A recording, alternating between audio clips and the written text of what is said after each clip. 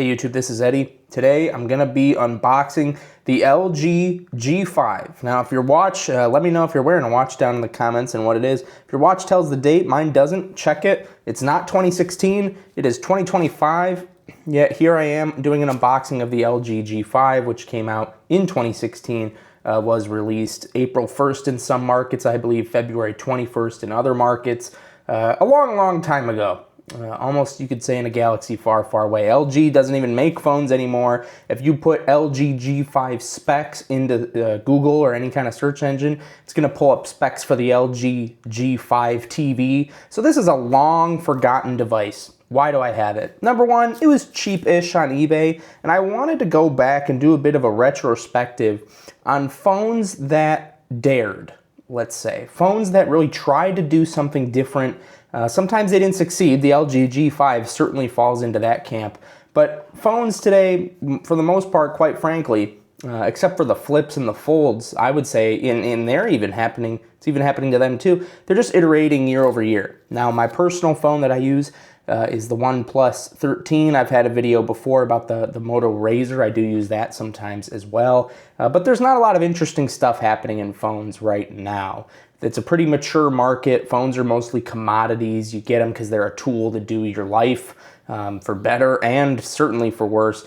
It's not as much of a technology, you know, the forefront of cool stuff as much as it used to be. Quite frankly, which is why I've gone into watches a little bit more, because even though some of the technology's old, it's just really cool to me how that goes together and how it's still relevant in today's day and age. But anyway, let's look at this phone. It's been almost, whoa, geez, 2 minutes now. Let's get in the box of the brand new LG G5. Like I said, this is a phone that dared to be different, dared to try new ideas. And again, today, you buy the newest iPhone, it's not that different from the older iPhone. The OnePlus 13 that I have is cool, and I would say a little bit better than the 12, but not so much so. And right, the refrain repeats, right? Is your buddy's iPhone 13 really all that different than your 15 if you had one? Not too much. But anyway, let's look at the LG G5, and this was a phone that dared. And it's not totally on the spec sheet. So on the spec sheet, this released with Android 6.0.1 Marshmallow. Its final Android update was Android 8.0 Oreo. A Snapdragon 820 processor, which was a flagship processor for the time. 4 gigs of RAM, UFS 2.0 storage. The selfie camera on the front up here was 8 megapixels. On the back, dual 16 and 8 megapixel. Pretty good camera, laser autofocus. It actually recorded 4K 30 frames per second. So good specs on this. That wasn't what the whole deal was with this. It was the modular architecture, which never really took off, but you can see that as I open the box, it starts to talk about this. This was one of the only flagships left at the time that had a removable battery, which is cool enough. I love the removable battery. I wish phones had it even today. But this was supposed to be this whole beginning of this whole modular architecture. You can see on the box, let me get it a little closer to the camera, we've got the chin of the phone actually pops out. We've got the battery, right? So you could replace the battery, but also it's supposed to have all these different features and all these different plugins. I think there was a camera grip, perhaps. There were a couple different things that they wanted to do, but quite frankly, it didn't ever really take off. They sort of sold the phone on the hype of the modularity instead of really, bringing a lot of stuff to bear at release date. So they pitched, okay, well, this is going to be a really big thing. There's going to be so many accessories over time. This is just the beginning, but it's just not, it wasn't something that really happened. They did have a B&O Play DAC off the bottom, which was cool, but that's one that they pitched, but the only thing that was available was this Gcam Plus module. So that wasn't really it. I think the Hi-Fi did end up coming out. I don't think this 360 cam came out that they were talking about.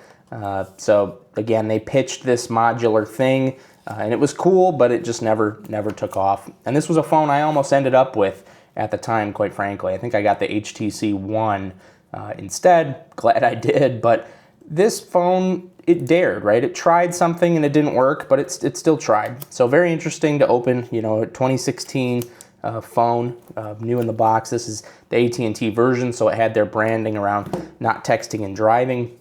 We've got the quick start guide up here, talks about the camera lens, the earpiece, the volume. It actually doesn't mention anything about this whole removable thing, at least on page 1. Yeah, it talks about accessing applications. Nothing about the modularity, except for the box graphic that we got. Interesting. We've also got removing or inserting the battery. So it does talk about that in the guide here. Product safety warranty information. Came with a charger, so I guess I'll probably use this somewhere. Let's see what this released with at the time. It's a pretty chunky charger, not a very good travel charger here.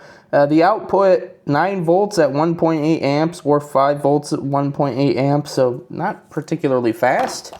And then we had a charging cable here, USB-A on one side, USB-C still on the other one. So we were long past micro SD, got a SIM card removal tool there. I'm sure this device isn't going to want to power on out of the box. Man, this plastic wrap is real stuck on there. Another thing that was interesting, because I think I reviewed this at the time, was this back was very interesting. Yeah, it feels really, really odd. You can hear it, maybe, but it's sort of a metallic type finish, but it almost feels, I don't know, plasticky, kind of interesting. The sticker on the back, geez, don't like that. Luckily it comes off pretty easily. But then here's what the LG G5 looked like at the time. Feels really light in the hand, certainly. Definitely lighter than any modern flagship. Kind of strange to hold though. It's got some strange proportions if we look at it. I'll take my OnePlus 13, we'll hold that up. You can see quite a different form factor in terms of size, but even some of the smaller flagships, I'd say this phone's almost more pocketable. The edges on this phone are pretty sharp. You might even be able to hear it, maybe you can't, but it produces a noise, so that's not that great. not really comfortable to hold. Even like I said, my bigger OnePlus 13 is better to hold in the hand. This has, yeah, pretty sharp edges. I don't remember that at all. But anyway, this has an AT&T logo on the back because it's the AT&T locked version. Right here we've got the push pin, or I suppose the button. It's only on this one side, not on the other side. So we can finagle this out. Luckily, this battery doesn't look swollen. I was worried about that just because it's such an old device with a swollen battery. But you can see now, if we look down the middle of the device, it's pretty hollow. And actually, most of the weight's in the battery. If I'm holding it just like this now, the weight's kind of concentrated in this corner, strangely enough. But a lot of the weight's in the battery. So number one, you could take this off somehow, geez. But you could take the battery off and there we go. Sounds like it broke, but it didn't. It's just these plastic pins. So you could replace the battery. So if you wanted another one charged, ready to go, you could pop it in here and pop it in here and then be good to go. And quite frankly, that's sort of all that the LG G5 ended up doing. Because again, a lot of the modules didn't come out. A lot of the things just never materialized. Besides that camera grip, which added something back here.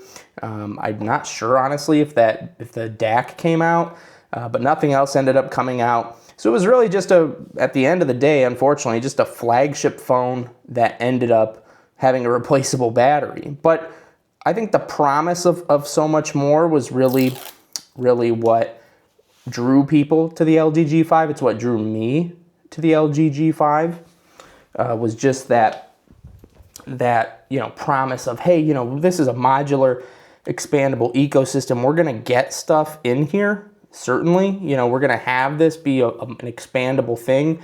But I think it is worth admiration even for the fact that this was a pretty sleek flagship phone. If they could have just made these edges a little less sharp, very palatable, easy to hold in the hand.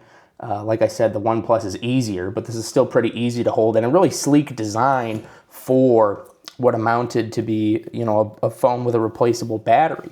I think that, and I know from my past experience, was that phones with replaceable batteries were plastic. They were just not elegant. They weren't meeting this design language that smartphones were having at the time, just around the ability to, be this unibody sheet of metal, sheet of glass, any of those types of things. So I think just on its face, having this ability to have a replaceable battery phone that wasn't this big plasticky chunk on the back where you had to peel off this plastic cover, those types of things, to even have it in the sleek form factor here, was good. But again, this just never materialized, never got into too much. I do remember from my review with the LG G5, the chin or the bezel up top is being huge, but then also I remember the wide angle camera being really good. So again, this was a phone that had some positives in other areas. It wasn't as good as the competition. The real selling feature was that modularity that just never took off. So do you want to see more content on this phone? This was just an unboxing of what do you get in the box of an old phone like this, and then talking a little bit about the history of it.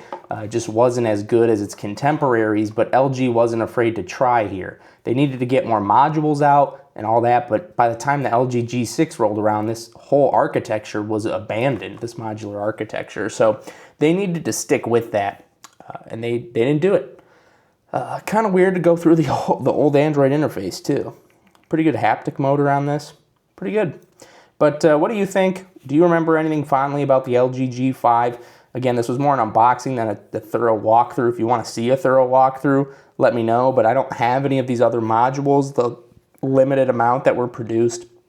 So I just don't have too much to demonstrate. I can't put in those modules. And imagine being an LG G5 owner at the time, not having the ability to get these modules that were promised because they never came out, or the ones that did come out didn't suit your fancy, and then later on, no new modules came out. The LG G6 the following year went in a totally different direction. So definitely a bungled attempt by LG, but I have to say I like the way that they finished the device. Even if these edges are sharp, that could have used improvement, but the idea was there, and I wish they would have taken it through to see what was next.